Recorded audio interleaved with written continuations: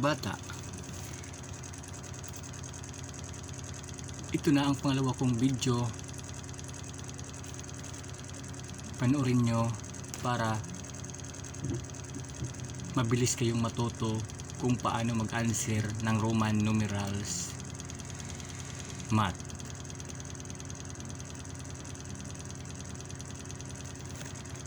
Para mabilis kayong matuto, nagbigay ako dito ng mga sample na madali para sa inyong mga bata, para hindi kayo mahirapan. Papakita ko sa inyo kung paano mag-answer sa Roman numeral.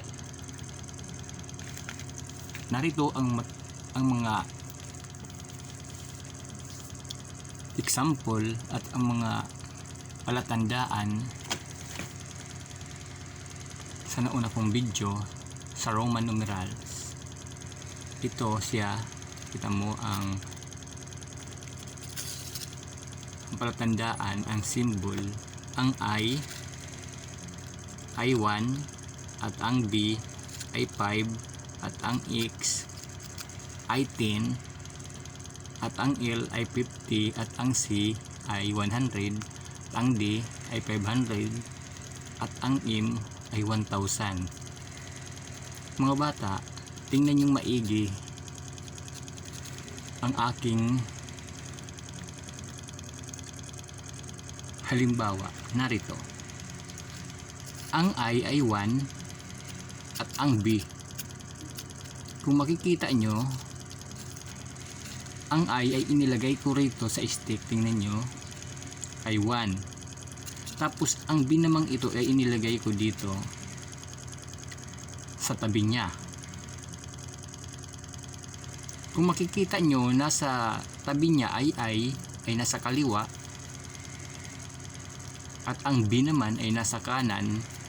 Unang nyong ibababa ang B dahil ang B ito ay 5, nilagay ko siya rito. Ngayon mga bata, ang I naman inilagay ko sa baba. Dahil nasa kaliwa ang I, mababa siya, 1 siya, ibinaba ko. Ngayon, sa Roman numeral, para matuto kayong mag-answer, minus ang gagawin nyo kasi yung mababa nasa kaliwa. Kung ang mababa ay nasa kaliwa, ang gagawin nyo lang, ima-minus nyo. 5 minus 1 equals 4. Yan ang unang example sa Roman numerals. Ngayon, babaguhin ko naman siya. Ang I ay dito sa kanan at ang B ay sa kaliwa, yung stick. Ang I ay 1, nasa baba siya, at ang 5 ay nasa taas, ang B. Ngayon, dahil nasa kanan ang I, pagplaplasin natin siya. Ipla-plus mo siya kung ang mababang number ay nasa kanan, ipla-plus mo lang siya. 5 plus 1 equals 6. Siya ngayon, ang naging answer niya 6. Dito sa kabila 4 sa kabila. Kaya naging 4 sa kabila kasi yung I nasa kaliwa. Tapos dito naging 6 ang answer niya dahil ang I nasa kanan. Ganun lang gagawin niyo mga bata para matuto kayong mag-answer sa Roman numerals math.